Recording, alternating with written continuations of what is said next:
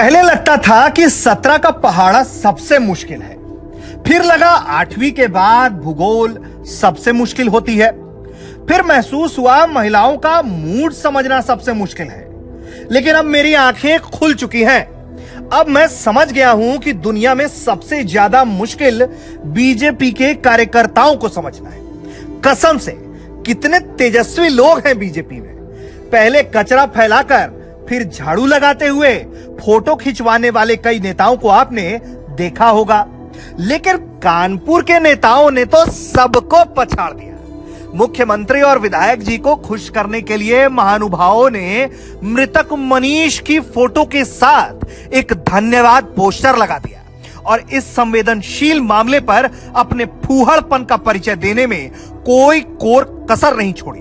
दरअसल गोरखपुर में पुलिस की हिंसा का शिकार होकर मारे गए कानपुर के व्यापारी मनीष गुप्ता के परिवार को हर्जाने के तौर पर सरकारी मदद दी गई, लेकिन कानपुर के बीजेपी नेताओं ने इस घटना और हर्जाने को योगी सरकार का गोल्ड मेडल मान लिया और लगे होर्डिंग के नाम पर तुरतुरी बजाने। जिस यूपी पुलिस के निकम्मेपन और बेहयाई की मुनादी दुनिया पीट रही है, उसी यूपी पुलिस के कारगुजारियों को सरकार की उपलब्धि बनाने में लगे हुए हैं बीजेपी नेता।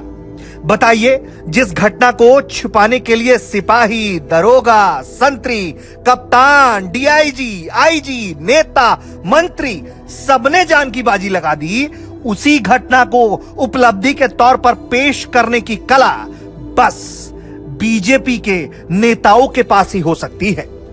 लेकिन आप अंदाजा लगाइए कि इन टुटपुंजिये नेताओं की इस हरकत से उस महिला पर क्या गुजर रही होगी जिसने महज कुछ दिन पहले अपने पति को खोया है और 4 साल के अपने मासूम बच्चे को गोद में लेकर सरकार से इंसाफ की गुहार लगा रही है।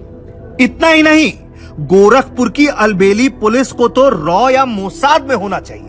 बताइए, पिछले 6 दिनों से मनीष की मौत के मामले में पुलिस जांच पर जांच किए जा रही है। एसपी, डीएसपी, जेसीपी किए जा रही है, पूछताछ, रिकॉर्डिंग, दौरा किए जा रही है, लेकिन आज तक उन्हें अपने ही महकमे के लोगों के खिलाफ दरिंदगी के बचे हुए सबूत नहीं मिल रहे और अब तक इस मामले में कोई गिरफ्तारी नहीं हुई है। किसी पुलिस की निर्लज्जता की ऐसी कहानियां बहुत कम देखने को मिलती है। हालांकि बीजेपी के पोस्टर में जिस विधायक जी की तस्वीर लगी हुई है, उन्होंने अपनी सफाई में साफ कह दिया है कि जिसने भी यह पोस्टर लगाया है वो गलत है और वो इस बात का संज्ञान लेंगे।